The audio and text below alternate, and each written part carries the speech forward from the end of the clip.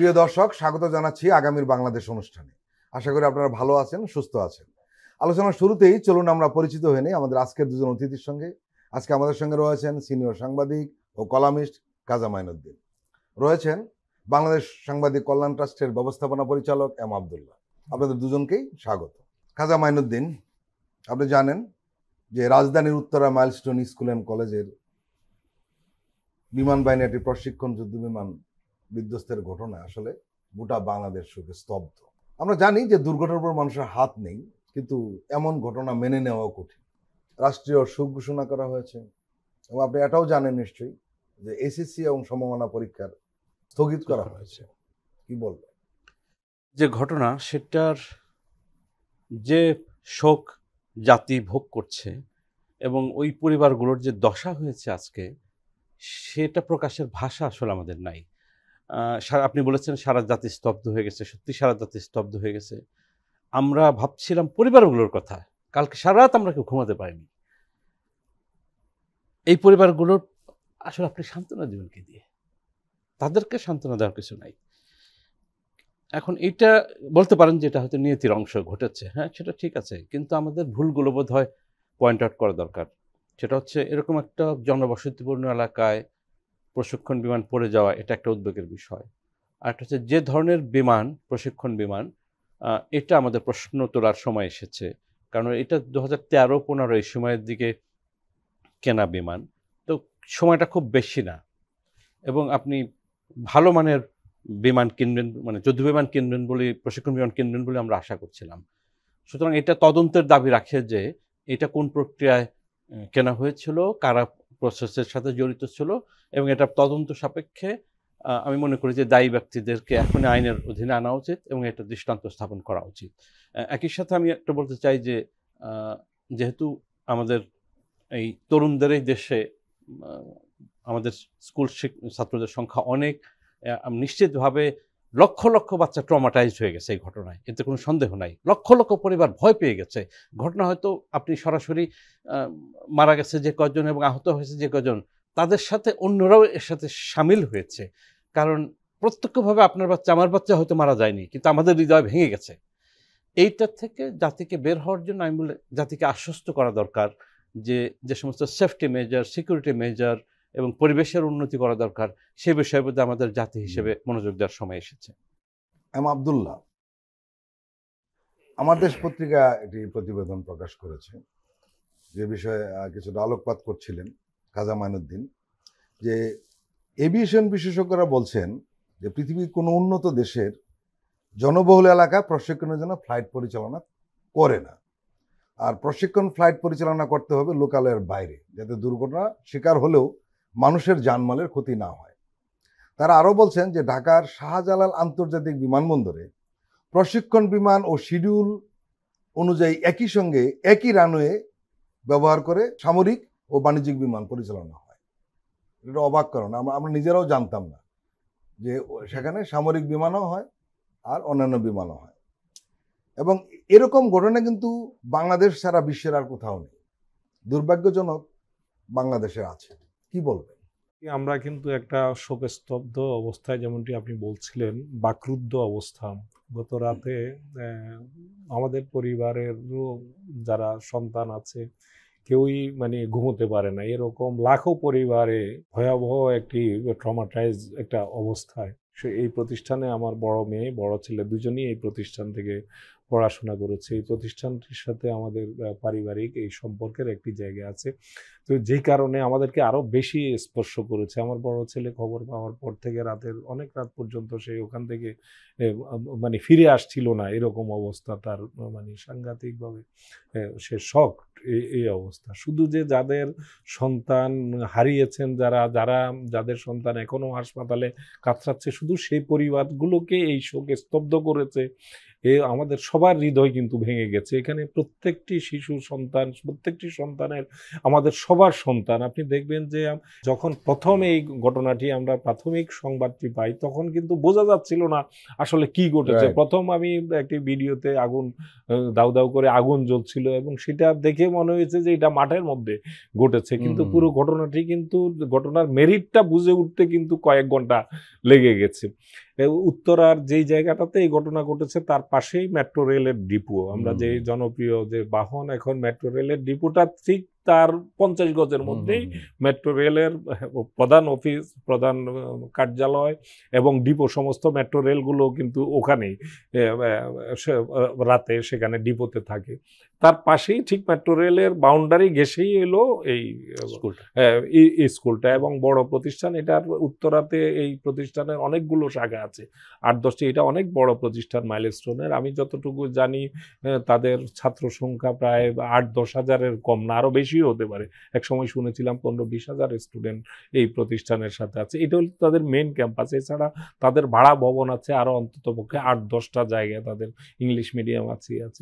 তো এই প্রতিষ্ঠানটি এবং অনেক ছাত্রছাত্রী, অনেক শিক্ষার্থীর যে প্রতিষ্ঠানটি, অত্যন্ত দুর্ভাগ্যজনকভাবে আমরা যখন সেখানে এই দুর্ঘটনাটি ঘটেছে, প্রথমে এটার ধরনটা বোঝা যায় নাই, কিন্তু পরে জানা গেল এই প্রশিক্ষণ বিমানটি প্রথমে এটার যে 5তলা ভবনের প্রথমে একটি ছাদের সাথে 5তলার সাথে একটা ধাক্কা খেয়ে বিপরীত দিকের যে ভবন আছে সেটার নিচের দিকের সিঁড়ির জায়গায় গিয়ে আছড়ে পড়েছে। আছড়ে পড়ার সঙ্গে সঙ্গে সেখানে বিস্ফোরিত হয়ে পাশের যে ক্লাসরুমগুলো ছিল, 2-3টি ক্লাসরুম, সেটা ধাউ ধাউ করে মুহূর্তের মধ্যে, সেকেন্ডের মধ্যে, মানে অনেক অভিভাবকও সেখানে তার বাচ্চা গ্রহণের জন্য সেখানে উপস্থিত ছিলেন, বিল্ডিং এর গেটে অপেক্ষা করছিলেন, যে কারণে অনেক অভিভাবকও কিন্তু এখানে আহত হয়েছে।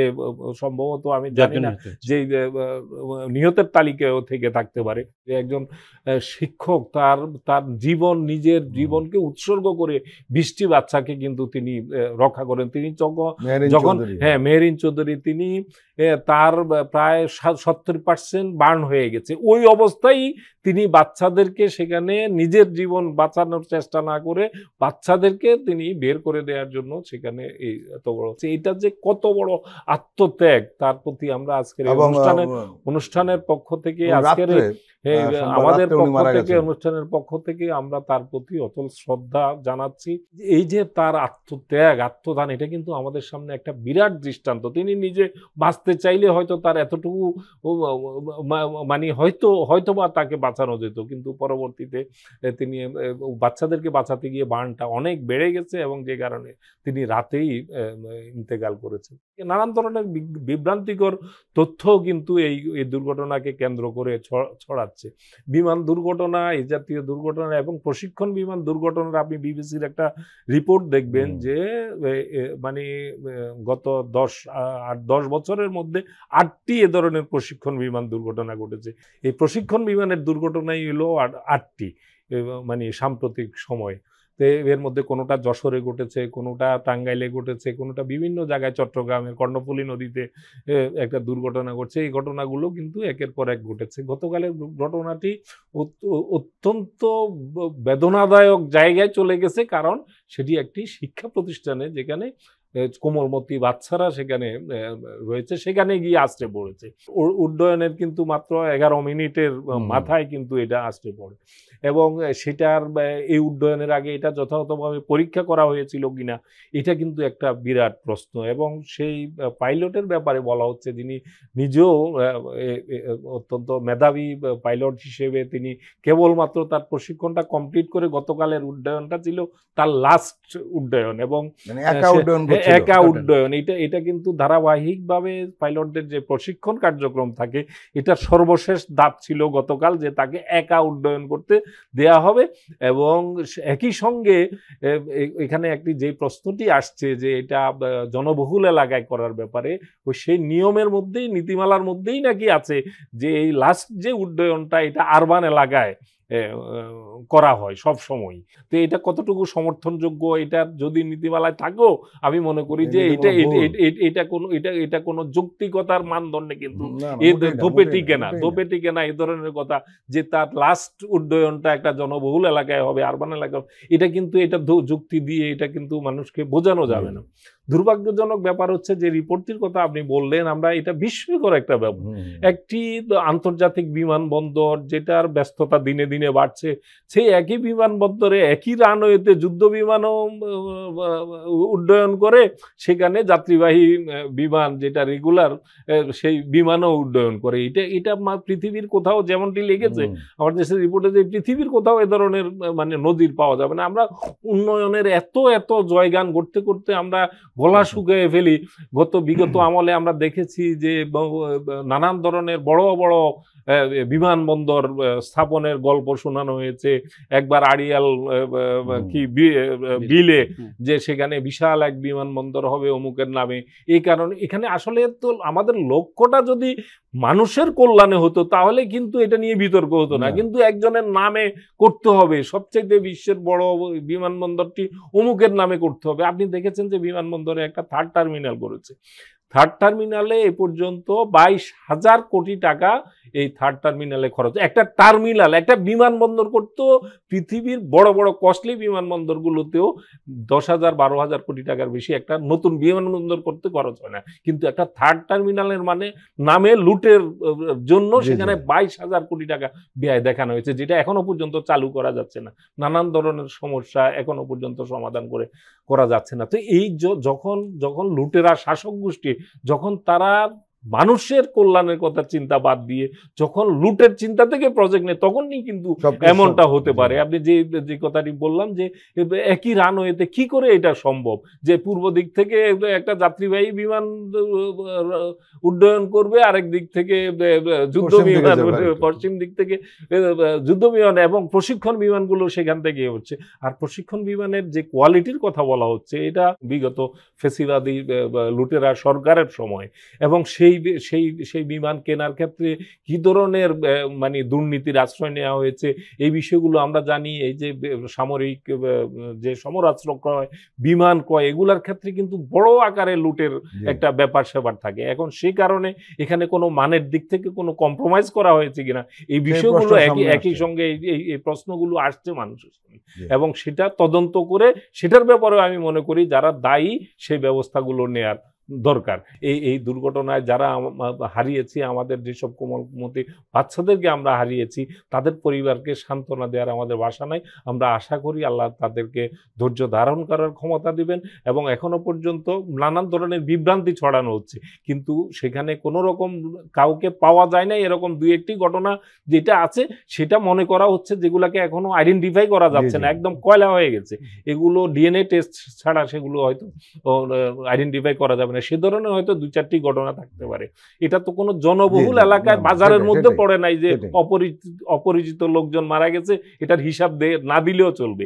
এটা একেবারেই ছাত্র, শিক্ষক এবং অভিভাবক, এর বাইরে কেউ ছিল না। সুতরাং এখানে কারো গোপন করার, লাশ গোপন করার এসব প্রশ্ন অবান্তর আমি মনে করি। খাজা মাইনুদ্দিন, আপনি নিশ্চয়ই দেখেছেন যে সোশ্যাল মিডিয়ায় নানান ধরনের বিভ্রান্তি ছড়া হচ্ছে এই ঘটনাকে কেন্দ্র করে। প্রথম যেটা বলা হচ্ছে যে অনেক নিহত হয়েছে, এদেরকে তথ্য গোপন করা হচ্ছে। কিন্তু আবদুল্লাহ যেটা বলছিলেন যে এটা স্কুলে যেহেতু ঘটনা ঘটেছে, এটা সবারই ডকুমেন্ট রয়েছে। পাবলিক প্লেসে যদি ঘটতো তাহলে এই ধরনের সংকট তৈরি হলেও হতে পারতো, কিন্তু স্কুলে এটা সম্ভব না। এটা হলো একটা দিক। কিন্তু এটা প্রচার করছে কেউ কেউ, এবং সেই প্রচারণার ধরন থেকে আমরা বুঝি যে এটা উদ্দেশ্যপ্রণোদিত। শুধু অবাক করার বিষয় ঘটনা যে ফ্যাসিস্টদের দোসররা এতই নির্মম যে তারা এটাও প্রচার করছে, নির্মমভাবে একটা মন্তব্য করছে। সেটা হলো যে আপনি জানেন মাইলস্টোন এই ফেসিবাদ বিরোধী আন্দোলনে একটা ভালো ভূমিকা রেখেছে। এই বাচ্চারা কিন্তু রাস্তায় নেমে এসেছিল, এবং তারা এটাকে ইন্ডিকেট করছে। এই তথ্য গোপন, নিহতের সংখ্যা প্রচুর, আবার এই ধরনের প্রতিহিংসা এবং নির্মমতা, এই ধরনের বাক্য তারা বলছে। এই যে মনস্তাত্ত্বিক বিপর্যয় কিছু লোকের, এটাকে আপনি কিভাবে দেখছেন? গত বছরের ঠিক এই সময়টাও কিন্তু আমাদের প্রতিদিন প্রতি রাতে চোখের পানি পড়েছে, আমাদের মনে আছে আপনাদের? এই যে আমাদের চোখের পানি পড়েছে সারা জাতির, এই বিষয়ে যারা এখন প্রচার করছে, প্রোপাগান্ডা চালাচ্ছে বা মিস ইনফরমেশন ছড়ানোর চেষ্টা করছে, এই উপলক্ষে তারা নিজস্ব বয়ান তৈরির চেষ্টা করছে। আপনি যদি সোশ্যাল মিডিয়াতে যান, এই কাজগুলো কারা করছে, যদি কারার উত্তর আপনি দেখেন, আপনি দেখেই বুঝবেন এগুলো কারা করছে, বুঝতে অসুবিধা হয় না। তো তারা যখন এগুলো করছে, গত বছরের যে ঘটনাটা ঘটেছিল সে বিষয়ে তাদেরকে কোনো অপরাধবোধ আছে, প্রকাশ করেছে?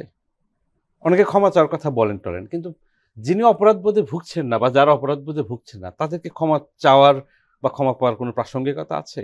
সুতরাং তারা ক্ষমা না চেয়ে তারা একটা কাউন্টার ন্যারেটিভ দাঁড় করতে চাচ্ছেন, মানে আমি চুরি করেছি, আমি এবং এই ধরনের একটা নির্মম ঘটনা, দুর্ঘটনা আসলে এটাকেও তারা পুঁজি করে নানান ধরনের বিভ্রান্তি ওই ছড়াচ্ছে। নির্মম ঘটনা তারা নিজেরা ঘটিয়েছেন অথবা নৈতিকভাবে সেই নির্মম ঘটনা গত বছরে সমর্থন করেছেন। সুতরাং যারা গত বছরের নির্মম ঘটনা ঘটানোর পরও অপরাধবোধে ভুগছেন না, তা আরেকটি নির্মম ঘটনা ঘটলে তাদের কি এসে যায়? তারা তো এই আলোকে, এই ঘটনার আলোকে নিজেদের বয়ান তৈরি তাদের কাছে বেশি ইম্পর্টেন্ট। এখানে শোক সহানুভূতি প্রকাশের চেয়ে তাদের কাছে দোষারোপের রাজনীতিটা বেশি ইম্পর্টেন্ট। আপনি গোপালগঞ্জের ঘটনায় দেখেছেন যে যে ধরনের প্রতিক্রিয়া প্রকাশ করেছে, তাতে বোঝা যাচ্ছে যে, যেটা প্রচলিত কথা, এটা ক্লিশে হয়ে যাবে তবু বলে, ঘোলা পানিতে মাছ শিকারের একটা চেষ্টা কিন্তু আমরা লক্ষ্য করছি। এবং এই সোশ্যাল মিডিয়াতে এটা মনে হয় একটু মনিটরিং করা প্রয়োজন। সেটা হচ্ছে যে কয়েক ধরনের আপনি লোক দেখবেন, কিছু আছে একেবারে ফালতু ক্যাটাগরির মানুষ যারা এটা উপলক্ষে একটা এআই দিয়ে ভিডিও বানিয়ে ছাড়াচ্ছে। এদের কারো কারো রাজনৈতিক কোনো উদ্দেশ্য নেই, সেটা বোঝা যায়, কিন্তু স্টুপিডিটি আছে এবং নিজের দিকে অ্যাটেনশন ড্র করা কিছু ফালতু বিষয়ে সোশ্যাল মিডিয়াতে চালাচালি করার ইচ্ছা তাদের আছে, এটা একটা গ্রুপ আছে। সুতরাং আমার মনে হয় যে ঘটনার সত্যতা হচ্ছে সবচেয়ে বড় আনসার। এই ঘটনায় প্রপার ইনভেস্টিগেশন যদি হয় এবং এটার পূর্বাপর, মানে আগেও এর সাথে এই প্রশিক্ষণ বিমান কেনা থেকে পুরো প্রক্রিয়াটাকে যদি আমরা স্বচ্ছভাবে তদন্ত করা হয় এবং এই বিষয়ে বা প্রাসঙ্গিক বিষয়ে যে সমস্ত দোষী মানুষ আছে তাদেরকে আইনের আওতায় আনা হয়, আমার মনে হয় তাহলে একদিক থেকে রেগুলেটরি ব্যবস্থা নেওয়া হবে। আরেকটা হলো সমাজ হিসেবেও তো আমাদের কিছু দায়িত্ব আছে।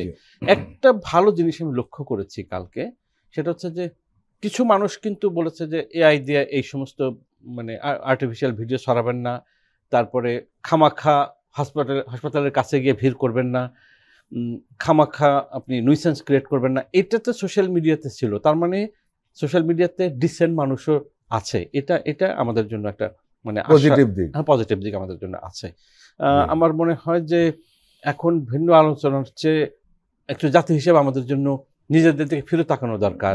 আমার পাশে যারা আছে, যে পরিবার শোক সন্তপ্ত, তাদেরকে সহানুভূতি জানানো, একদিনের ফর্মাল সহানুভূতি না, তাদের পাশে দিনের পর দিন মাসের পর মাস থাকার ব্যাপারটি আছে। মানে শুধু সরকার কম্পেনসেশন দিবে, সেই কম্পেনসেশন দিবে এটা নিয়ে আলোচনার কিছু নাই, এটা দেওয়া উচিত। কিন্তু সমাজ হিসেবে পরিচিত যারা যারা আছি আমরা, আমাদের সবারই পরিচিত আছে স্কুলে যে সব বাচ্চা, আমার মনে হয় যে এই পরিবারগুলোর পাশে মানসিকভাবে যাতে আমরা 1-2 বছর, অন্তত 1-2 বছর তাদের পাশে দাঁড়াই। জি প্রিয় দর্শক, আমরা এখন একটি বিরতি নিচ্ছি, আপনারা আমাদের সঙ্গেই থাকুন।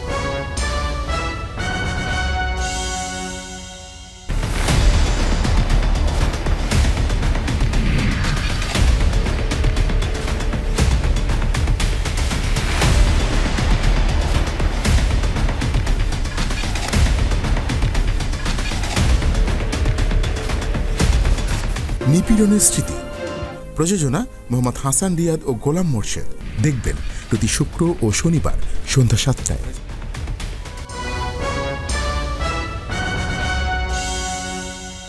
আবারও স্বাগত আগামীর বাংলাদেশ অনুষ্ঠানে। আজকে আমাদের সঙ্গে আলোচনায় রয়েছেন বাংলাদেশ সাংবাদিক কল্যাণ ট্রাস্টের ব্যবস্থাপনা পরিচালক এম আবদুল্লাহ, রয়েছেন সাংবাদিক এবং কলামিস্ট কাজা মাইনুদ্দিন। আমরা একটা অন্য প্রসঙ্গে যাই। এম আবদুল্লাহ, সোমবার অনুষ্ঠিত বাংলাদেশ সম্মিলিত পেশাজীবী পরিষদ আয়োজিত সভায় বিএনপির ভারপ্রাপ্ত চেয়ারম্যান তারেক রহমান বলেছেন, বিভিন্ন শ্রেণী পেশার মানুষ বলছে অন্তর্বর্তীকালীন সরকারের ঘাড়ে বন্দুক রেখে নিজেদের খবরদারি বহাল রাখতে চায় কিংবা প্রভাব খাটিয়ে বিভিন্নভাবে ফায়দা হাসিল বা নিজেদের আখের গুছাতে চায়। তাদেরকে আমরা দেখছি জাতীয় নির্বাচন অনুষ্ঠানকে সুকৌশলে বাধা সৃষ্টি করছে। আপনি নিশ্চয়ই জানেন, শুধু তারেক রহমান নন, বিএনপির আরও অন্যান্য নেতাকেও আমরা দেখছি যে নির্বাচন নিয়ে শঙ্কা প্রকাশ করতে। কেন এই শঙ্কা? তারেক রহমান গত সপ্তাহখানিক ধরে লন্ডনে ডক্টর ইউনূস এবং তারেক রহমানের মধ্যে বৈঠক এবং সেখানে একটি যৌথ ঘোষণাপত্রের পরে বিএনপির পক্ষ থেকে, তারেক রহমানের পক্ষ থেকে রাজনীতি নিয়ে, বাংলাদেশ নিয়ে, অন্তর্বর্তী সরকার নিয়ে একটু টোনটা একটু ডাউন ছিল এবং মোটামুটি একটা সহযোগিতামূলক একটা অবস্থান ছিল। কিন্তু গত 10-15 দিনের সেটার আবার একটু খানিকটা একটু মানে ভিন্ন চিত্র দেখা যাচ্ছে। একটু কড়া ভাষায় সরকারেরও সমালোচনা করা হচ্ছে, বিশেষ করে মিটপুরের ঘটনার পর থেকে পরিস্থিতিটা একটু আবার মনে হচ্ছে যে অন্তর্বর্তী সরকারের সাথে একটু বিএনপির একটা মনস্তাত্ত্বিক দূরত্বের জায়গা তৈরি হচ্ছে। আমরা আশা করব যে আগামী যে দিনগুলো আছে, যেখানে একটি ফেব্রুয়ারির ব্যাপারে এখনো পর্যন্ত স্পষ্ট করে প্রধান উপদেষ্টার তথ্য সচিবও বলেছেন যে নির্বাচন ফেব্রুয়ারিতে, যে কথা প্রধান উপদেষ্টা বলেছেন সেভাবেই প্রস্তুতি চলছে এবং নির্বাচন কমিশনও সেভাবে প্রস্তুতি নিচ্ছে বলে তারা জানিয়েছে। ইতিমধ্যে তারা সারা দেশে আইন শৃঙ্খলা বাহিনীর কাছে যে মাঠের চিত্রগুলো কি, কোথায় কি করার আছে এই বিষয়ে তারা রিপোর্টও চেয়েছে, অন্যান্য প্রস্তুতিও এগিয়ে যাচ্ছে। এখানে আরো কিছু প্রশ্ন এসেছে, দুটো প্রশ্ন এসেছে সামনে, যে কারণে সম্ভবত বিএনপি সংজ্ঞা প্রকাশ করছে, অনেকে বলছেন। এর মধ্যে একটি হলো যে পিআর পদ্ধতি, এবং উনি ওই সবাই কিন্তু তারেক রহমান, আপনি যেহেতু ছিলেন আমরা শুনেছেন নিশ্চয়ই, যে ওই সবাই তারেক রহমান পিআর পদ্ধতি নির্বাচন নিয়েও কথা বলেছেন। তিনি বলেছেন যে কয়েকটি রাজনৈতিক দল হঠাৎ করেই পিআর এর দাবিতে সোচ্চার হয়েছে। বাংলাদেশ সংখ্যানুপাতিক পদ্ধতি নির্বাচন ব্যবস্থা প্রবর্তন করার অর্থ হবে রাষ্ট্র ও রাজনীতিতে বিচ্ছিন্নতাবাদ, ফেসিবাদ ও চরমপন্থার পথ তৈরি করে দেওয়া। এর ফলে সমাজে বিভ্রান্তি সৃষ্টির পাশাপাশি সরকার অস্থিতিশীল হয়ে উঠতে পারে, দেশের স্বাধীনতার সার্বভৌমত্ব হুমকির সম্মুখীন হতে পারে। আসলে দৃশ্যত বিএনপি এই পিআর পদ্ধতির বিরুদ্ধে শক্ত অবস্থান নিয়েছে, আমরা শুরু থেকে দেখছি। অন্যদিকে জামাত ইসলামী শনিবারের সমাবেশ থেকে এই পদ্ধতির পক্ষেই তাদের অবস্থান ব্যক্ত করেছে, এবং আরো কিছু রাজনৈতিক দল পিআর পদ্ধতি চাচ্ছে। প্রশ্ন উঠছে এই কারণে যে শেষ পর্যন্ত নির্বাচন পদ্ধতিকে ঘিরে তৈরি হওয়া যে বিতর্ক, এই পিআর পদ্ধতিও একটা বড় ধরনের সংকট তৈরি করতে পারে। আপনার কি মনে হয়? এই শঙ্কাটা আমার মধ্যেও কাজ করছে খানিকটা। আমি যদিও বিশ্বাস করি যে ডক্টর ইউনূসের সরকার নির্দিষ্ট সময়ে, বিশেষ করে ফেব্রুয়ারির যে কথাটি বলেছেন সেদিকে নির্বাচনকে এগিয়ে নিয়ে যাবেন এবং সার্বিকভাবে তার ক্ষমতা আঁকড়ে থাকবেন, এটা এই মানসিকতাটা আমি এখনো পর্যন্ত কোনো পর্যায়ে কিন্তু সেটা দেখি নেই নানান জায়গা থেকে। কিন্তু পিআর পদ্ধতি কেন্দ্রিক যে সংকটটা দেখা যাচ্ছে, এটা কিছুটা জটিলতার জায়গা তৈরি করবে। পিআর পদ্ধতিটা হচ্ছে যে আপনি শুধুমাত্র প্রতীক থাকবে, ধানের শীষ থাকবে, দাড়িপাল্লা থাকবে, এখন নৌকা নাই, সেখানে লাঙ্গল থাকবে, জাতীয় পার্টির কমিউনিস্ট পার্টির কাস্তে থাকবে, আরেকজনের হাত পাকা থাকবে, এই প্রতীকে ভোট দিবেন। যে যত শতাংশ ভোট পাবেন সেই অনুযায়ী তারা সংসদে প্রতিনিধিত্ব পাবেন। এখন যদি শেখ হাসিনা, তো যেহেতু বাংলাদেশ আওয়ামী লীগের কার্যক্রমের উপর নিষেধাজ্ঞা আছে, তাদের নিবন্ধন স্থগিত করা হয়েছে, আমরা এখনো পর্যন্ত আমরা ধরে নিচ্ছি যে অন্তত আওয়ামী লীগ সরাসরি নির্বাচনে অংশগ্রহণ করতে পারবে না এবং এখানে পিআর পদ্ধতি হলো সেখানে নৌকা থাকবে না।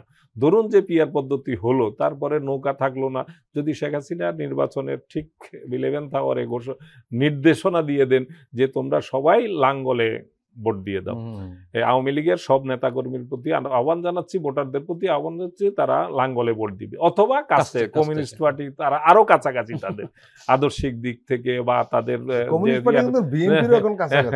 হ্যাঁ বিএনপির সাথে একটা যোগাযোগ কাছাকাছি আছে। আমি বলছি প্রতীকীভাবে যে সেটা লাঙ্গল হতে পারে, সেটা কাস্তে হতে পারে। আজকে বিএনপির কাছাকাছি আছে বলে ইলেকশন পর্যন্ত কাছাকাছি থাকবে, হিসাব নিকাশ কিন্তু সবসময় এটা সমানভাবে থাকবে না। ধরুন বোঝাপড়াটা শেখ হাসিনার সাথে কমিউনিস্ট পার্টির সাথে হওয়ার পরে কমিউনিস্ট পার্টির সাথে হলো যে আমরা যা ভোট দেবো সমস্ত ভোট তোমাদের মার্কায় দেবো, আমাদের আওয়ামী লীগ নেতাকর্মীদের, তোমাদের ওখানে তোমরা 5টা আসন নিবা, বাকি আসনগুলো আমাকে আমার লোকজন আমি যাদেরকে সিলেক্ট করব তাদেরকে দিয়ে দেবা।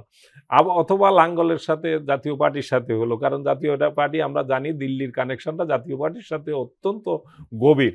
তো সুতরাং দিল্লির মধ্যস্থতায় যদি সেরকম একটা কিছু হয়, অবাক হওয়ার কিছু থাকবে না যে জাতীয় পার্টির লাঙ্গলেই মানে আওয়ামী লীগের ভোটগুলা গেল। তখন কি দাঁড়াবে? তখন এখন যে জামাত মোটামুটি দৃশ্যমান অবস্থা হচ্ছে যে বিএনপি নাম্বার 1 পার্টি এবং সেকেন্ড লার্জেস্ট পার্টি হিসেবে জামাতকে আমরা দেখছি এবং প্রধান বিরোধী দল জামাত হওয়ার একটা সম্ভাবনার জায়গা আছে।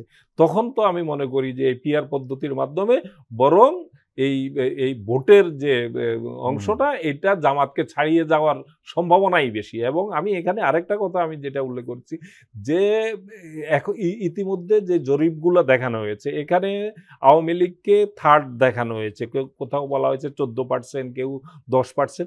আমি মনে করি এই জরিপ রিপোর্টগুলো একটা ফাঁদ। এই ফাঁদ দিয়ে যদি পিআর পদ্ধতির দিকে নিয়ে যাওয়া যায়, যে জামাতকে দেখানো হচ্ছে সেকেন্ড পার্টি হিসাবে পিআর পদ্ধতিতেও, তো সেক্ষেত্রে আলটিমেটলি কিন্তু ভোটের অঙ্ক এখনো পর্যন্ত বাংলাদেশে আওয়ামী লীগ কিন্তু যেগুলো মোটামুটি গ্রহণযোগ্য নির্বাচন হয়েছে, তাদের ভোটের অঙ্ক 30-এর কাছাকাছি ছিল। এটা যে এর মধ্যে অনেক বেশি পরিবর্তন হয়ে গেছে, আওয়ামী লীগ কিছু নিশ্চয়ই কমেছে। এটা হলো যেটা হলো পপুলার ভোটের জায়গায় কিছু তাদের দোষ নেমেছে, তাদের দুর্নীতি, অনাচার, অবিচার, গুম খুন, এটার কারণে। কিন্তু এটা যে অনেক বড় ধরনের পরিবর্তন, আওয়ামী লীগের যারা নেতাকর্মী এরা শেখ হাসিনার নির্দেশের বাইরে যে যায় না এখনো, এটা তো আমরা বিভিন্ন জায়গায় আমরা এখন দেখছি বিভিন্ন ইস্যুতে। সুতরাং ভোটের হিসাব নিকাশে যখন এই জায়গায় চলে যাবে এই পিআর পদ্ধতি, কিন্তু এবারের জন্য অন্তত পক্ষে আত্মঘাতী হতে পারে। ভবিষ্যতে এই পিআর পদ্ধতি নিয়ে আমরা মানুষের সেই পিআর পদ্ধতিটা বাংলাদেশের সাথে স্যুট করার জন্য আমরা এটার নিয়ে কাজ করতে পারি, কিন্তু এবারের জন্য আমি মনে করি এটা ফেসিবাদকে ফেরানোর একটা জায়গা। তারেক রহমানের এই জায়গাটা তার বক্তব্যের সাথে মিলে যাবে, কিন্তু এই বক্তব্যটা আমি কিন্তু এর আগেই এই বিশ্লেষণটা আমি এই বক্তব্যটা আমি দিয়ে আসছি, যে পিআর পদ্ধতিটা এ ধরনের ঝুঁকি তৈরি করতে পারে এবারের জন্য। খাজা মাইনুদ্দিন, পিআর নিয়ে কিন্তু আমরা এই অনুষ্ঠানে আলোচনা করছিলাম, এখানে কিছুটা ফাঁক রয়েছে, কিছুটা ফাঁক ফোকর রয়েছে। ফাঁক ফোকরটা রাজনৈতিক। আপনি নিশ্চয়ই জানেন যে পিআর পদ্ধতিতে নিম্নকক্ষে যারা দাবি জানাচ্ছেন তাদের আসল টার্গেট হলো আসলে উচ্চকক্ষ। তারাও ধরে নিচ্ছে অনেকটা যে নিম্নকক্ষে পিআরটা বাস্তবায়ন করা এই মুহূর্তে কঠিন, রাজনৈতিক বড় ধরনের জটিলতা তৈরি হতে পারে।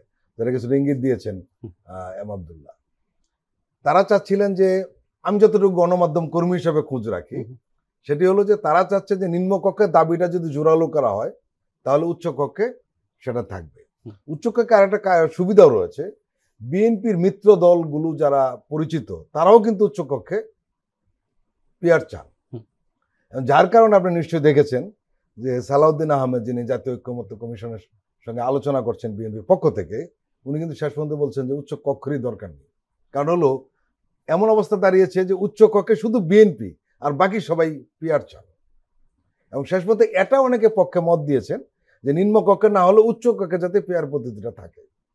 আপনার বিশ্লেষণটা কি? পিআর পদ্ধতি ইটসেলফ যদি বাস্তবায়ন করতে যান তাহলে আসলেই তো অনেকখানি সময় লেগে যাবে। আর 2 নম্বর হচ্ছে, আমি যদি ধরে নেই যে আওয়ামী লীগের এই ভোট কমে 20% হয়েছে, আমরা যদি বলি উচ্চ কক্ষের পিআরের ব্যাপারে আপনার মন্তব্য কি? আমার ব্যক্তিগত বিশ্লেষণ খুবই কঠোরের বিষয়। আমি উচ্চ কক্ষের ব্যক্তিগতভাবে উচ্চ কক্ষের সিরিয়াসলি বিপক্ষে। এটা একটা রিহ্যাবিলিটেশন সেন্টার ছাড়া কিছু হবে না। এটা আমেরিকান সিনেট না, পৃথিবীতে একমাত্র ইফেক্টিভ উচ্চ কক্ষ কিন্তু American senate. House of Lords ইন্ডিয়াতে রাজ্যসভা বোধ হয়, রাজ্যসভা, এই কোনোটা কিন্তু এখন আজকাল আর ইফেক্টিভ নাই। কি হবে যদি সংখ্যানুপাতিকভাবে যদি উচ্চকক্ষে আপনি অ্যাপয়েন্টমেন্ট দেন, অথবা সিটের ভিত্তিতে, যে ভিত্তিতে আপনি দেন না কেন, আপনি কাদেরকে দিবেন? আপনার পছন্দের লোক। অনেক রাজনৈতিক বিশ্লেষক বলছেন যদি সংখ্যার ভিত্তিতে দেওয়া উচ্চকক্ষে তাহলে এটা রেপ্লিকা হবে, আসলে কিছু হবে না। আচ্ছা, কিন্তু সংখ্যানুপাতিকভাবে যদি দেওয়া হয় তাহলে হয়তো কিছুটা কার্যকরী হতে পারে। তাতেও দিলাম, কিন্তু আমি তো বিএনপি জামাত তার বাইরের পছন্দের লোকজনকে কি দিবে? অথবা যে প্যারামাউন্ট লিডার থাকবে, মানে বুদ্ধিজীবী বা যাদের কথা বলা হচ্ছে যে দেওয়া হবে, তো তারা তো মানে বুদ্ধিজীবী বা প্রফেশনাল না হয়ে শুরুতে তো চামচা হয়ে যাবে, অ্যাপয়েন্টমেন্ট যার সাথে সাথে চামচা হবে। সুতরাং নিম্ন চামচা না হলে পাবে না, তা না হলে পাবে না। আর নিম্নকক্ষে যে বিলটা আনা হবে উচ্চকক্ষে, সেই বিলটা হুবহু 500 আমি লিখে দিতে পারি। আর 2 নম্বর হচ্ছে লাভের লাভ হবে কোথায় আমি বলি, এই যদি 100 হয়, 100 ব্যক্তির সংসার চালানোর একটা ব্যবস্থা হবে। তাতে বছরে মোটামুটি ভাবে 1000 কোটি টাকার মতো আমি হিসাব করে দেখেছি, 1000 কোটি টাকা খরচ বাড়বে সরকারের, এইটুকু লাভ হবে।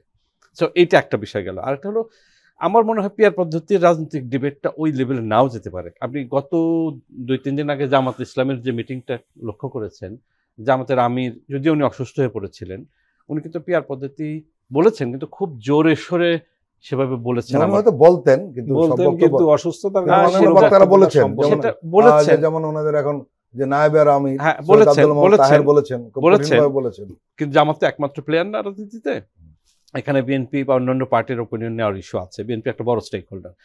এটা আমি পিয়ারের চেয়ে আমি অন্য সংকট আসলে বেশি দেখি। তারেক রহমান যে সংখ্যা প্রকাশ করেছেন এর কনটেক্সটটা আমি জানি না, সো উনি নিশ্চিতভাবে আমাদের থেকে অনেক বেশি ইনফর্মড অনেক বিষয়ে, সুতরাং উনি হয়তো একভাবে দেখছেন, কিন্তু ওই কনটেক্সটের বাইরেও আমরা যেটা দেখছি পিয়ার পদ্ধতি একটা রাজনৈতিক সংকট তৈরি করতে পারে বা ভিন্নমত তৈরি করতে পারে, সেটা ঠিক আছে। কিন্তু একই সাথে এই আগামী 15-20-25 দিন জুলাই সনদ সহ অন্য অনেকগুলো ইস্যু নিয়ে, তারপরে ঐক্যমত্য কমিশনের যে রিকমেন্ডেশন সেগুলো নিয়ে যে ভিন্নমত আছে, আমি এইখানে অধিক রাজনৈতিক সংকট দেখতে পাই শুধু পিয়ার পদ্ধতি। আরেকটা সংকট কিন্তু সামনে আসছে, লেভেল প্লেইং ফিল্ড বলে যে আলোচনাটা হচ্ছে, সেটা তো পরের কারণ হলো ওইটাই সবচাইতে বড় সংকট। যেমন যে পুরুন ঢাকায় যে ঘটনা ঘটলো, গোপালগঞ্জে যে ঘটনা ঘটলো, পাটগ্রাম যে ঘটনা ঘটলো, তাহলে আপনি ইলেকশন করবেন কিভাবে? যে আগামী কয়েকদিনে বা 15 দিন 1 মাসে অনেকে নানা ধরনের এই যে স্যাবোটাজের আশঙ্কা করছেন, যাতে নির্বাচন পিছিয়ে যায় অথবা এক ধরনের রাজনৈতিক সংকট তৈরি হয়। এখানে রাজনৈতিক সংকট তৈরি হলে কার বা কাদের লাভ হবে এটা আমাদের বুঝতে খুব বেশি বিশ্লেষণের প্রয়োজন পড়ে না। আমার মনে হয় যে পুরো রাজনৈতিক বিষয়টি সামগ্রিকভাবে দেখা উচিত। রাজনৈতিক দলগুলো আমরা আশা করি যে মানে ছেলে বিষয় নিয়ে ডিবেট করে বা ঐকমত্য তৈরি না করে। খাজা মাইনুদ্দিন, আপনাকে যদি একটা প্রশ্ন করি যে আসলে এই যে অন্তর্বর্তীকালীন সরকারের দোষারোপ করা হচ্ছে, অনেকে দোষারোপ করছেন যে তারা এটা পারছে না ওইটা পারছে না, কিন্তু এই সরকারটা আসলে সব রাজনৈতিক দলের সরকার। 1, 2 নম্বর হলো এই সরকারকে টিকিয়ে রাখা, সরকারকে সঠিকভাবে পরিচালনা যাতে করতে পারে তার ব্যাপারে রাজনৈতিক দলগুলোর ভূমিকা থাকা উচিত।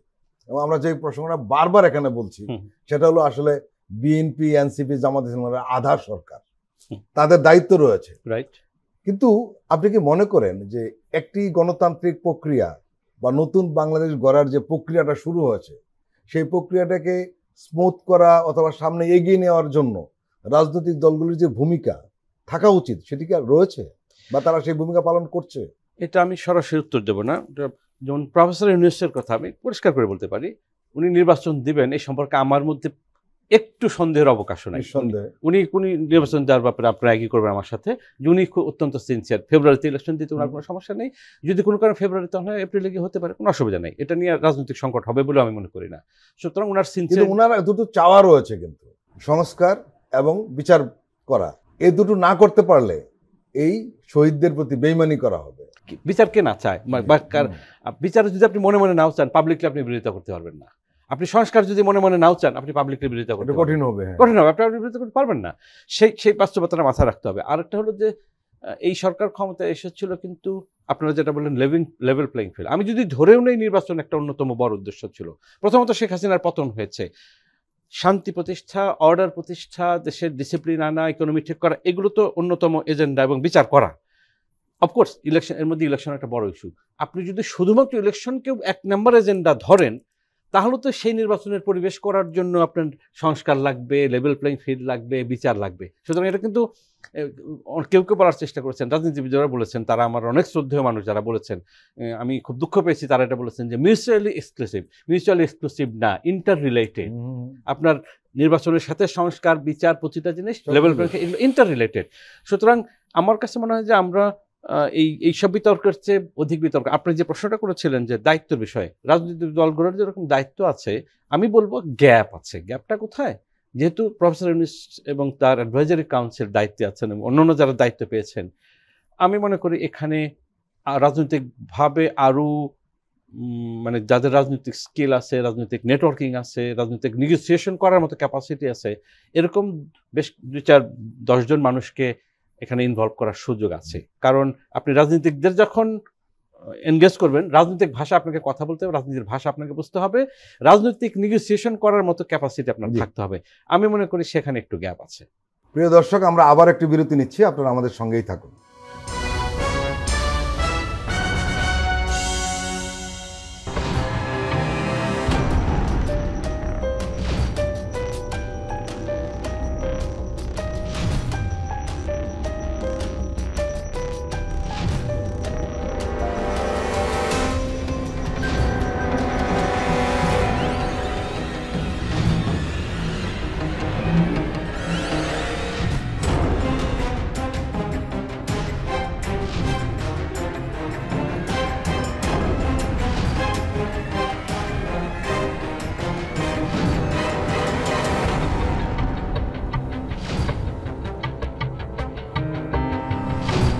কেমন আছে অর্থনীতি দেখবেন প্রতি সোম ও মঙ্গলবার রাত 10:20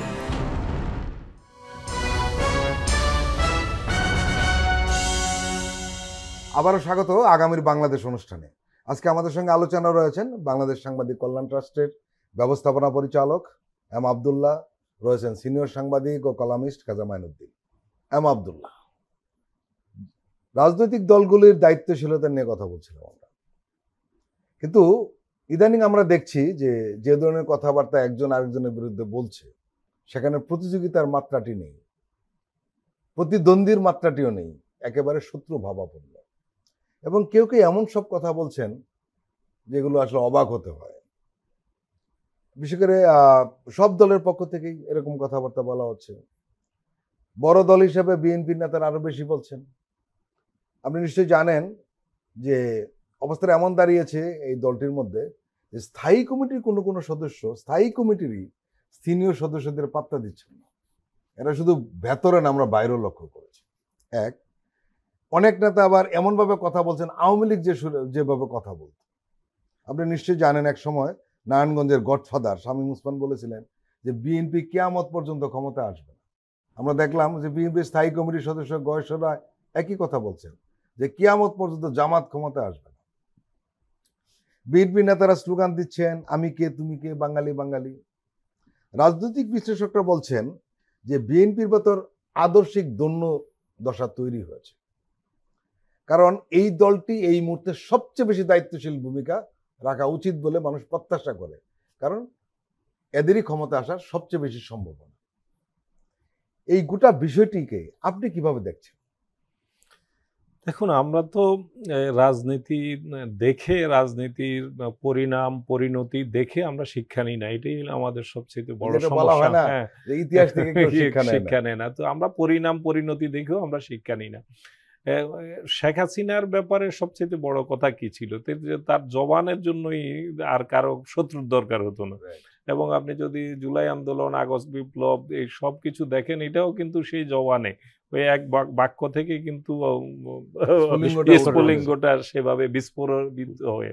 আমরা দেখছি যে আমাদের যেসব দায়িত্বপূর্ণ জায়গা থেকে যেভাবে বেসামাল লাগামহীন কথাবার্তা বলছেন, এটাতে উত্তাপ ছড়াচ্ছে। আপনি প্রত্যেকটি রাজনৈতিক দলেরই তার জায়গা থেকে যদি পারস্পরিক শ্রদ্ধাবোধের জায়গাটা যদি না থাকে, তাহলে সেই জায়গাটাতে আপনি কিভাবে একটা সুষ্ঠু পরিবেশে একটি নির্বাচন করবেন, এটা কিন্তু একটা গভীর ভাবনার বিষয়। লেভেল প্লেয়িং ফিল্ডের আলোচনাটি আপনি এর আগে করছিলেন। লেভেল প্লেয়িং ফিল্ডের প্রশ্নটা আসছে কেন? যেখানে ফ্যাসিবাদ মুক্ত বাংলাদেশ, সেখানেও আমাদের এই প্রশ্নটা আসছে কেন? এটা কিন্তু একটা গভীরভাবে একটা ভাবনার জায়গা। এই প্রশ্নই তো এখন আসার কথা, যে সরকারে আছে, ধরেন একটি দলনিরপেক্ষ সরকার ক্ষমতায় আছে, অন্যদিকে মূল যে ফ্যাসিস্ট শক্তি যারা পেশির জোরে যারা নির্বাচনগুলোকে ম্যানিপুলেট করতো, নির্বাচনগুলো ফলাফল কেড়ে নিয়েছে, জনমতকে প্রতিফলন করতে দেয় নাই, তারা নাই। সেই অবস্থায় আমাদেরকে কেন কোনো দলকে এই লেভেল প্লেয়িং ফিল্ডের বিষয়টা সামনে আনতে হচ্ছে? এটার কারণ হচ্ছে যে আমাদের এই যে চরিত্রগত মজ্জাগতভাবে আমরা নিজেরা নিজেদের সুযোগ পেলেই আমরা ফ্যাসিবাদী হয়ে উঠি, ফ্যাসিস্ট হয়ে উঠি। আমাদের যদি প্রত্যেকের রক্তকণিকাকে পরীক্ষা করা হয়, তাহলে দেখা যাবে যে প্রত্যেকের মধ্যেই কম বেশি ফ্যাসিবাদী চরিত্র আছে। আমরা যেখানে আছি না কেন, আমরা যদি একটা সমিতির সভাপতি হই, সেখানেও আমরা একটা ইউনিয়নের সভাপতি হই, একটা কোনো ক্লাবের সভাপতি হই, সেখানেও কিন্তু আমরা যতটা পারি আমরা এতটা বেপরোয়া হয়ে যাই যে সেখানে অন্য ভিন্ন মতকে আমরা সেখানে ন্যূনতম শ্রদ্ধা দেখাতে পারি না। এটা আমাদের এরিনাতেও আপনারা দেখেছেন, আমাদের পেশাগত জায়গাগুলোতে ছোট ছোট আমাদের সংগঠনের নির্বাচনও কিভাবে হামলে পড়ে ফলাফল পর্যন্ত কেড়ে নিয়ে যাওয়া হয়েছে। এই অভিজ্ঞতাগুলো আমাদের আছে। অবস্থা এমন দাঁড়িয়েছে, আমরা লক্ষ্য করেছি, যেটা আপনি বললেন যে আমরা যখন সরকারে থাকবো তখন গণতন্ত্র দরকার নেই, ভোটের দরকার নেই, বিরোধী দলে গেলে। এটা এই স্টাইলটা মূলত শেখ হাসিনার। আপনি দেখেন যে শেখ হাসিনা সরকারে থাকাকালে আগুন সন্ত্রাসের বিরুদ্ধে তার মুখে সবসময় খই ফুটতো। হরতাল অবরোধের বিরুদ্ধে কিভাবে তুচ্ছ তাচ্ছিল্য কিভাবে করেছে। এখন সেই দিল্লি থেকেও হরতাল, তথাকথিত হরতাল ঘোষণা দেয়া হচ্ছে, বাসে আগুন দেয়া হচ্ছে। সেই আগুন সন্ত্রাস তার বাসায় ক্ষমতায় থাকলে একরকম, বাইরে থাকলে আরেক রকম। আপনি যে কথাটি বলেছেন, বিএনপির জায়গা থেকে দায়িত্বশীলতাটা আমরা অনেক বেশি আশা করি এই কারণে, কারণ এটা বাংলাদেশের বাস্তবতা। এটি একটি মধ্যপন্থী রাজনৈতিক দল, যেই দলের মূল আদর্শ শহীদ রাষ্ট্রপতি জিয়াউর রহমান, তার মূল যে জায়গাটি ছিল সেটাই পরমত সহিষ্ণুতার জায়গাটা। তিনি তখনকার সময়ে, তিনি যখন দেশ শাসনের দায়িত্বে ছিলেন, তখনও তার বিরুদ্ধে একটি সংবাদপত্রে রিপোর্ট হলে তিনি সেটার প্রতিক্রিয়া না দেখিয়ে ওই সাংবাদিক, ওই পত্রিকার সম্পাদককে অনেক সময় চায়ের দাওয়াত দিয়ে তার কাছ থেকে জানতে চাইতেন যে আপনারা আরো ডিটেল জানতে চাইতেন যে আপনারা এই সমস্যাটা তো তুলে ধরেছেন, আমি আপনাদের কাছ থেকে এটা সমাধানের ব্যাপারে আপনাদের একটু সহযোগিতা চাই, আমাকে একটু পরামর্শ দিয়ে এই সমস্যাটা থেকে কিভাবে উত্তরণ ঘটা যায় এই ব্যাপারে একটু সহযোগিতা করেন। এটা পজিটিভ দৃষ্টিকোণ থেকে, এটা কিন্তু অন্যরকম চায়ের দাওয়াত না। কিন্তু কেউ অনেকে এটাকে ভিন্নভাবে ব্যাখ্যা করার, অপব্যাখ্যা করার চেষ্টা করেছে। কিন্তু বেশিরভাগ ক্ষেত্রে যাদের সাথে তিনি বসতেন বিভিন্ন উপলক্ষ করে, তিনি সমাধানের জন্য সমাধানের পথ খুঁজতেন। তো আমরা ভিন্ন পথে, আমরা তারেক রহমানকে দেখেছি শিশির ভট্টাচার্যের একটি ব্যঙ্গাত্মক কার্টুনের ব্যাপারে তিনি উত্থাপন করে বলেছেন এই ধরনের কার্টুন তিনি যাতে আরো করেন, এইভাবে উৎসাহ দিয়ে তিনি নিজের সহমর্মিতা বা মানে তার প্রতি পরমত সহিষ্ণুতার বিষয়টা জানান দেওয়ার চেষ্টা করছেন। কিন্তু তার নেতা কর্মীদের মধ্যে তো আমরা সেটা দেখছি না। আমি অবাক হয়ে আমরা দেখতে হয় বাঙালি বাঙালি স্লোগান, এটা বিএনপির কাছে কেউ বিএনপির আদর্শিক জায়গা থেকে শহীদ রাষ্ট্রপতি জিয়াউর রহমানের যে আদর্শের রাজনীতি, সেই রাজনীতির সাথে আদৌ কি সাদুর্য আছে এই বিষয়ে? হ্যাঁ, বাংলাদেশি জাতীয়তাবাদের জায়গাটাতে, সেই জায়গাটাতে এই ব্যতিক্রমগুলো আমাদেরকে পীড়া দেয়। আমরা এগুলো নিয়ে উদ্বিগ্ন হই। আমরা রাজনীতির গতিপথকে এগুলো বিভিন্ন দিকে কিন্তু একটা বিভ্রান্তির বেড়াজালে কিন্তু আবদ্ধ করে ফেলে। এই বিষয়গুলো আমি মনে করি বিএনপি নেতৃত্বের আরো অনেক বেশি শক্তভাবে হ্যান্ডেল করা উচিত এবং এগুলো তাৎক্ষণিকভাবে অ্যাড্রেস করা উচিত। কিন্তু আমরা তেমন কোনো এগুলা নিয়ে নানান ধরনের সমালোচনার মধ্যেও আমরা দেখছি না যে এগুলা কোনোভাবে অ্যাড্রেস করা হচ্ছে। এটা একটা হতাশার জায়গা। আমরা আশা করব তারেক রহমান যত তাড়াতাড়ি দেশে ফিরে আসবেন, তার দলের উপর এই যে নিয়ন্ত্রণের জায়গাগুলো আপনি যেমনটি বললেন যে স্থায়ী কমিটিতে পর্যন্ত নিজেরা পরস্পরের বিরুদ্ধে নানানভাবে লড়ছেন এবং তুচ্ছ-তাচ্ছিল্য, প্রতিপক্ষকে তুচ্ছ-তাচ্ছিল্য করছেন এবং প্রতিক্রিয়াগুলো অনেক ক্ষেত্রে প্রতিক্রিয়াগুলো বিগত সময়ের সাথে আমরা অনেকখানি মিলও কখনো কখনো দেখতে পাচ্ছি। তো এটা আমরা প্রত্যাশা করি না। আমরা বিশ্বাস করি যে এই বিষয়গুলোকে খুব দ্রুততার সাথে অ্যাড্রেস করে এবং এগুলো নিয়ন্ত্রণের যথাযথ পদক্ষেপ হবে, তাহলেই আগামী দিনে যে স্বপ্নের কথা বলছেন, যে বাংলাদেশের কথা আমরা বলছি এবং তারেক রহমান নিজেও বলছেন, সেটার বাস্তবতা আমরা দেখতে পাবো। খাজা মাইনুদ্দিন, আমরা জামাতে ইসলামের যে সমাবেশটি দেখলাম, মহাসমাবেশ বলা হচ্ছে, শোডাউন বলা হচ্ছে, ইত্যাদি নামে বলা হচ্ছে, এটি নিয়ে কিন্তু রাজনৈতিক অঙ্গনে আলোচনা, পর্যালোচনা অব্যাহত রয়েছে এবং এই শোডাউনটিতে জামাতের অর্জন কি হলো সে নিয়ে আলোচনা হচ্ছে রাজনৈতিক অঙ্গনে। শুধু রাজনৈতিক অঙ্গনে, সাধারণ মানুষের মধ্যেই সমাবেশটি নিয়ে ব্যাপক আগ্রহ লক্ষ্য করেছে এবং সেই আগ্রহের কারণেই তার আলোচনা যাচ্ছে। আপনি দীর্ঘদিন ধরে সাংবাদিকতা পেশায় রয়েছেন, রাজনৈতিক বিশ্লেষণ করেন, আপনার দৃষ্টিতে এই শোডাউন এই জামাতের কি অর্জন হলো? প্রথমত এটা জামাত ইসলামী শরদ্বীপ উদ্যানে যে সমাবেশ করেছেন, এটার প্রথম। এর আগে এই ধরনের সমাবেশ এই জায়গায় জামাত ইসলামী করেনি এবং আমাদের স্মরণকালের ইতিহাসে জামাত দল হিসেবে এত বড় সমাবেশও কখনো করেনি বা করার সুযোগ পায়নি, সেভাবে বললাম। আমি সমাবেশটি ফলো করেছি, অধিকাংশ বক্তৃতা শোনার সুযোগ হয়েছে সোশ্যাল মিডিয়ার কারণে। আমি একটা জিনিস লক্ষ্য করলাম যে জামাতের আমির থেকে শুরু করে কর্মী পর্যন্ত বা তৃতীয় সারির নেতা পর্যন্ত তাদের বক্তব্য এক ধরনের হারমোনি ছিল। তার যথেষ্ট পরিকল্পনা করে মিটিংটি সাজিয়েছেন এবং কয়েকটা মেসেজ তারা পরিষ্কারভাবে দিয়েছেন। যেমন জামাত একটি মেইন স্ট্রিম দল, সেই সিগন্যাল দিয়েছেন। যেভাবে বক্তৃতা দিয়েছেন, যেভাবে কথা বলেছেন, জামাত ক্ষমতার অংশীদার হতে চায় বা আগামীতে ক্ষমতার রাজনীতি করতে, ক্ষমতা যেতে চায় রাজনীতি করে, বা সম্ভাব্য ক্ষমতার ভাগিদার, সেই মেসেজ পরিষ্কার করে দিয়েছেন। এবং যেভাবে হোক ডক্টর শফিকুর রহমানকে একটা প্রাইম মিনিস্টারিয়াল ফেস হিসেবে তারা প্রেজেন্ট করেছেন কালকে। আপনি খেয়াল করবেন মানবিক নেতা শফিকুর রহমান, এটা একাধিক বক্তার মুখে আমি শুনেছি, তার মানে শফিকুর রহমানকে মানবিক নেতা হিসেবে প্রেজেন্ট করার একটা চেষ্টা আছে।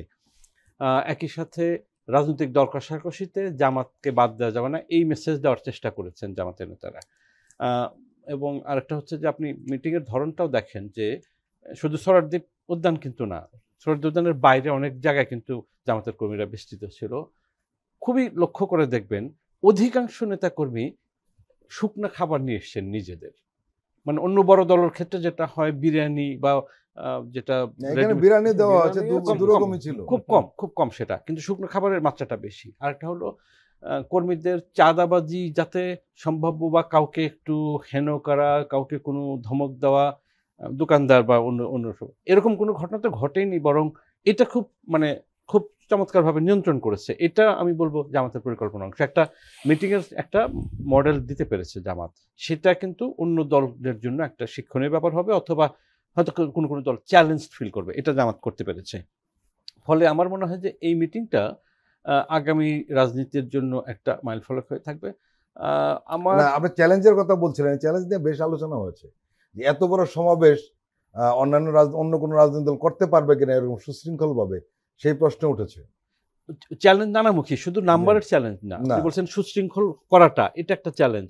অন্য কোনো বড় দল হলে হয়তো আমরা দেখতাম যে ওই খাবার নিয়ে 10-12 জায়গায় হয়তো মারামারি হয়েছে, সেটা হয়তো দেখতাম, অথবা দোকানদার থেকে জোর করে পানি নিয়ে খেয়েছে, অথবা এটা অতীতের এক্সাম্পল থেকে তুল্যমূল্য বিচারের জায়গা তৈরি করে দিয়েছে জামাত, এই তো। হ্যাঁ, এটা রাজনীতিটা নতুন ধরনের সৃষ্টি করেছে। এবং আপনি এবং আব্দুল্লাহ ভাই যে কথাগুলো বলছেন রাজনীতি নিয়ে, এই যে ধরনের ভাষায় রাজনীতিতে কথা বলা হচ্ছে এখনো, এটা আমাদের জন্য শকিং, কিন্তু আমি তো অবাক হচ্ছি না, কারণ আপনি গত 1.5 দশকে তো ওইটাই শিখেছেন। আরেকজনকে হেন করে কথা বলবেন, আরেকজনকে আঘাত করবেন, কষ্ট দেবেন, গালিগালাজ পারবেন, সেই কালচারই তো গত রেজিমে ছিল। সুতরাং সেখান থেকে পরিবর্তনের রাজনীতি করার জন্য যে ভাষা, যে রাজনৈতিক সংস্কৃতি তুলে ধরা দরকার, সেই বিষয়ে কিন্তু আমরা এখনো ফোকাস করিনি। ফলে আমার মনে হয় এটা রাজনীতির ভাষা, রাজনীতির কালচার কি হবে, সেটা নিয়ে আগামীতে জোরসোরে আলোচনা করার প্রয়োজন হবে। খাজা মাইনুদ্দিন এবং আব্দুল্লাহ, আপনারা দুজন আমাদের দীর্ঘ সময় দিলেন, আপনাদেরকে আন্তরিক ধন্যবাদ। প্রিয় দর্শক, আজকের অনুষ্ঠান আমরা এখানে শেষ করছি। আপনারা ভালো থাকবেন, সুস্থ থাকবেন। আল্লাহ হাফেজ।